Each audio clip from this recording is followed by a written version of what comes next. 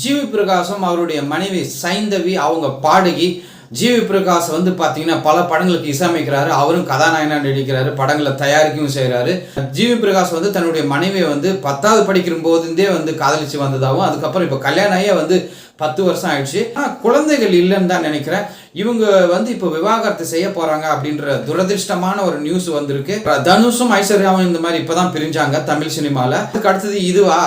இப்போ இவங்க பிரியறதுக்கு காரணம் என்னன்னு பார்த்தீங்கன்னா, இவங்களுக்குள்ள எதுவும் பிரச்சனை இல்லை, இவங்க குடும்பத்தாருக்கு தான் சண்டை அப்படின்னு வந்து நியூஸ் வருது.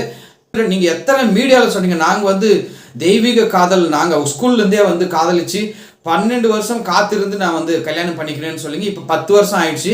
அப்போது எத்தனை வருஷம் உங்கள் காதல் வந்து இதுதான் வந்து நீங்கள் செய்த காதலா? இரு வீட்டார் வந்து சேரலைன்னா என்னங்க, நீங்கள் சேர்ந்து வாழுங்க, இப்போ கூட ஒன்றும் கெட்டு போல. ஆனால் 6 மாதமாக பிரிஞ்சிருக்கிறாங்க அப்படின்றது தான் செய்தி. இவங்க மீண்டும் ஒன்று சேர்ந்தால் நல்லா தான் இருக்கும்.